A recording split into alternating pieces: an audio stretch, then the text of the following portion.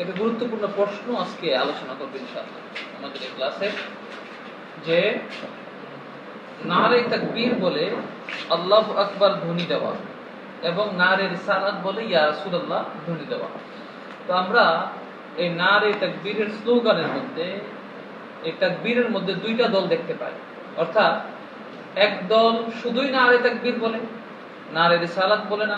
আরেক দলের লোকেরা নারে তাকবীরও বলে আবার নারে রিসালাত। তো আমাদের জানা এটা প্রথম প্রয়োজন যে নারে তাকবীরের এই স্লোগান কখন থেকে শুরু হয়েছে।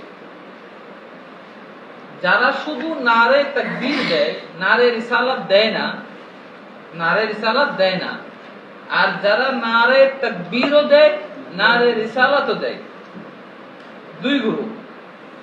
আমরা যারা আহলে সুন্নাত ওয়াল জামাত রাসূলের আশিক, আমরা নারে তাকবীরও দেই নারে রিসালাতও দেই। এবং যারা নারে তাকবীর দেয় তারা নারে রিসালাত দেয় না। তারা আমাদেরকে বলে যে তোমরা নারে রিসালাত কোথা থেকে পাইলা। আমরা উল্টা প্রশ্ন ছুড়ে দিব, তোমরা নারে তাকবীর কোথা থেকে পাইলা। ঠিক।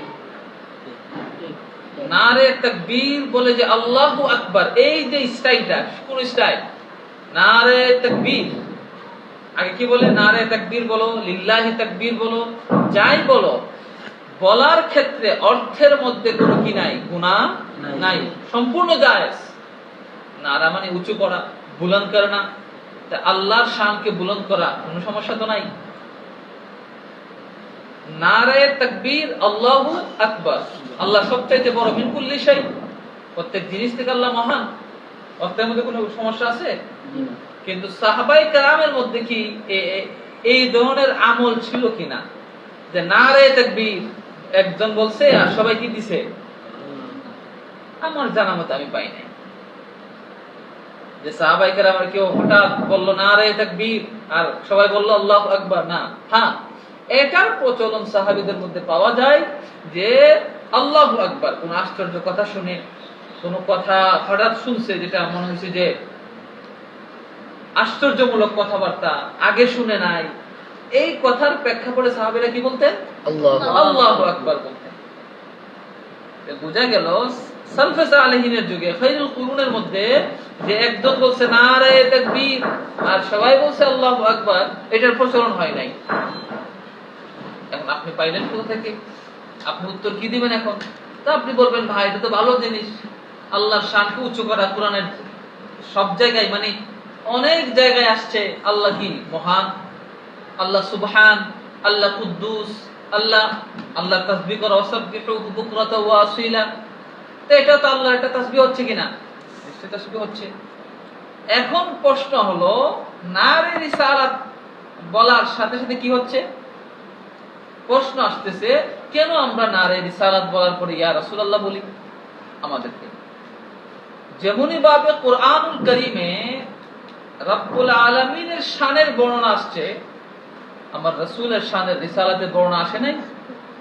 নিশ্চয়ই আসছে।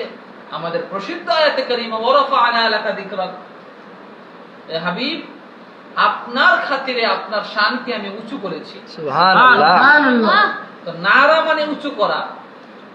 আল্লাহ ডাইরেক্ট কোরআনে কি করেছে? উঁচু করেছে কিনা? আর নারা মানে অর্থ বুলন্দ করা না। আর কোরআনের আয়াত হলো কি করা? উঁচু করা, বুলন্দ করা, উপরে নিয়ে যাওয়া। এখন যদি আমরা নারে রিসালাত বলি, এটা কি কোরআনের অনুযায়ী না কোরআনের বাহিরে? কোরআন অনুযায়ী। কোরআন অনুযায়ী, রব্বুল আলামিনের ইচ্ছা অনুযায়ী নারে রিসালাত শব্দ বলা।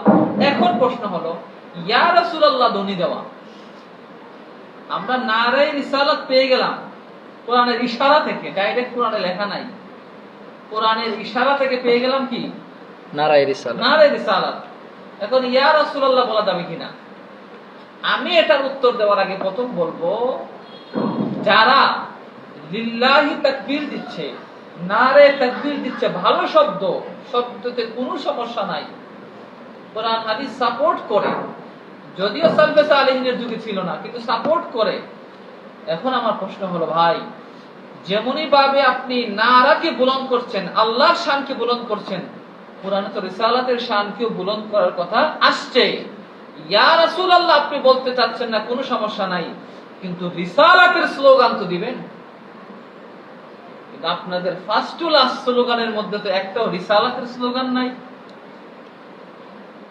আপনার ইয়া রাসূলুল্লাহ শব্দের মধ্যে যদি আপনার ইখতিলাফ থাকে, ইয়া শব্দ নিয়ে যদি আপনার কথা থাকে, এটার উত্তর আমরা দিব ইনশাআল্লাহ।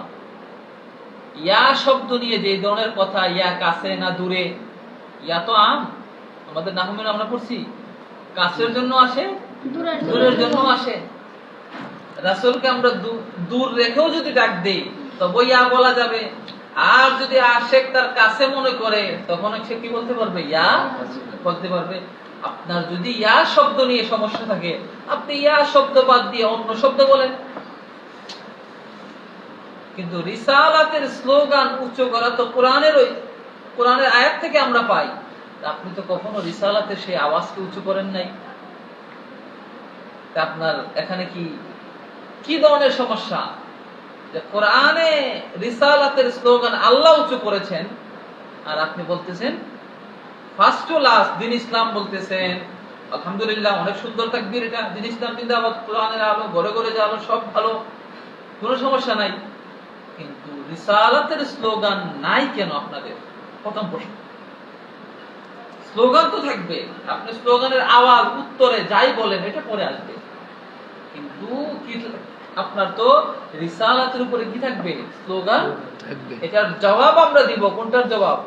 যে ইয়া রাসূলুল্লাহ বলার ধ্বনি দেওয়া যাবে কিনা, এটার জবাব আমরা দিব, বারবার বলছি। কিন্তু আমাদের আগে মনের একটা জানার ইচ্ছা যে রিসালাতের স্লোগান দেওয়া, এটা তো আপনাদের মধ্যে আমরা দেখতে পাই না। তো এটা কি মহব্বতের পরিচয় নাকি বুগস, ঘৃণার পরিচয়?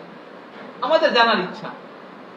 আপনি যদি রিসালাতকে ভালোবাসা, আমার রাসূলকে ভালোবাসা, বুখারী এবং মুসলিমের হাদিসে পান, হযরতে আনাস বিন মালিক রাদিয়াল্লাহু তাআলা আনহু রাসূলকে প্রশ্ন করলেন, ইয়া রাসূলুল্লাহ, কিয়ামত কখন হবে? রাসূল বললেন, হে আনাস, কিয়ামতের জন্য কি প্রস্তুতি নিয়েছো? বলতেছে, ইয়া রাসূলুল্লাহ, এমন কোন প্রস্তুতি আমি নেই নাই। হ্যাঁ, আমি একটা প্রস্তুতি নিয়েছি, আমি আপনাকে ভালোবেসেছি ইয়া রাসূলুল্লাহ। আমরা হাদিসে পাকটা সম্পূর্ণ শুনি। নবীজি বলতেছেন, হে আনাস, তুমি কিয়ামতের জন্য কি প্রস্তুতি নিয়েছো? তিনি বললেন, লা শাইআ, কোনো জিনিসই নাই ইয়া রাসূলুল্লাহ। তখন আরেকটা উত্তর আসছে riwayat-এর মধ্যে। আনাস বিন মালিক বলতেছে, ইয়া রাসূলুল্লাহ, আমি আমার নিজের জন্য অধিক কোনো আমল করি নাই, নামাজ পড়ি নাই, রোজাও রাখি নাই। এমন কোন প্রস্তুতি আমি আনাস রাদিয়াল্লাহু তাআলা নেই নাই। ইল্লা, হ্যাঁ আমি নিয়েছি, ইন্নী উহিব্বুল্লাহ ওয়া রাসূলাহ, সুবহানাল্লাহ, সুবহানাল্লাহ, আল্লাহ এবং রাসূলকে ভালোবাসার প্রস্তুতি নিয়েছি। আল্লাহ এবং রাসূলকে ভালোবাসার প্রস্তুতি নিয়েছি। তুমি সকল স্লোগান দিলা আর মুখে বলতেছো রাসূলকে ভালোবাসি, সকল স্লোগানের মধ্যে রিসালাতের স্লোগান ঢুকে না একটু? এটা কি ভালোবাসার পরিচয়? আমাদেরকে বলে আমরা নাকি সাহাবীদের থেকে মহব্বত নেই নাই, আমরা নাকি ইসলাম সাহাবীদের থেকে নেই নাই। আর সাহাবী বলতেছে আমাদের নামাজ বেশি নাই, আমাদের রোজা বেশি নাই। আনাস বিন মালিক রাদিয়াল্লাহু তাআলা বলতেছে, বুখারী এবং মুসলিমের হাদিস, যে আমার কি নাই? নামাজ বেশি নাই, রোজাও বেশি নাই। একটা জিনিস আছে, যেটা উহিব্বুল্লাহ ওয়া রাসূলা, আল্লাহ এবং তার রাসূলকে ভালোবাসি। সুবহানাল্লাহ। আল্লাহ নবীজি বললেন, আনতা মা'a মান আহবাবতা, তুমি যাকে ভালোবাসো তার সাথে তুমি থাকবে। সুন্দর কথা। আনাস বিন মালিক পরে বলতেছেন, ফামা ফারিহনা বিশাইইন, আমরা এত খুশি হলাম, আগে কখনো এরকম খুশি হয় নাই রাসূলের কথা শোনার পরে। কারণ আমরা ভালোবাসি কাকে? নবীজিকে, সিদ্দিকে আকবরকে, ফারুকে আজমকে, এবং আশা করি আমি ওনাদের সাথে থাকবো, যদিও আমার আমল ওনাদের মতো নয়। আমল এখানে কি আমল আগে গেছে নাকি মহব্বত আগে গেছে? মহব্বত। বুখারী এবং মুসলিমের হাদিসে পাওয়া। আমরা ইনশাআল্লাহ জবাব দিব প্রত্যেকদিন, এই জবাবটা চলমান থাকবে আমাদের ইনশাআল্লাহ, যে নারে রিসালাত, আমাদের প্রথম প্রশ্ন আমরা ছাড়লাম, সেটা কি? নারে রিসালাত স্লোগানই তো নাই আপনাদের। ইয়া রাসূলুল্লাহ, ইয়া রাসূলুল্লাহ সাল্লাল্লাহু তাআলা আলাইহি ওয়া সাল্লাম বলা যাবে কিনা, এটা তো স্টেপ পরে। আগে স্লোগান তুলেন না। আমরা কি দেখতে পাই রিসালাতের স্লোগান আছে? আর রিসালাতের স্লোগানের উত্তরে কি বলবেন এটা পরে আসবে। আপনি রিসালাতের স্লোগানে তো দেন নাই, তাই আপনি কি বোঝাতে চাচ্ছেন? ইসলাম জিন্দা করতে যাচ্ছেন রিসালাতের স্লোগান ছাড়া? ইনশাআল্লাহ আমরা জবাব আসবে সামনে, যে নারে রিসালাত বলে আমরা আজকে আলোচনা করলাম, সামনে আসবে ইয়া রাসূলুল্লাহ ফয়েজ, ইয়া রাসূলুল্লাহ বলা কতটুকু বৈধ এবং ইয়া শব্দের তাহকিক যতটুকু করা দরকার ইনশাআল্লাহ আমরা গভীরে গিয়ে করব। কারো যদি জবাব দেওয়ার প্রয়োজন হয় কোনো সমস্যা নাই, আমরা মুবাহাসায় আসব, মুজাদালা নয়। আমরা চাই নবীর উম্মত বাড়ুক, কমুক না, বৃদ্ধি পাক, আকসারিয়াত আসুক, আকাল্লিয়াত না আসুক, বাড়ুক। কিন্তু আমাদের প্রশ্ন, আমাদের অন্তরের, আমাদের অন্তর ব্যথিত হয়, আমাদের অন্তর ব্যথিত হয় যখন আমরা শুনি 10 থেকে 20টা স্লোগান হলো, একের পর এক স্লোগান হচ্ছে, লিল্লাহি তাকবীর হচ্ছে, দ্বীন ইসলাম হচ্ছে। আর যে লিল্লাহি তাকবীর তুমি দিচ্ছ, উনি বলতেছে, উনি আমাদেরকে প্র্যাকটিক্যাল দেখাচ্ছে, দেখো বান্দা, আমি আমার হাবিবকে আমার সাথে কিভাবে রেখেছি। আজানে আমি আছি, আমার হাবিব রয়েছে। ইকামতে আমি আছি, আমার হাবিব রয়েছে।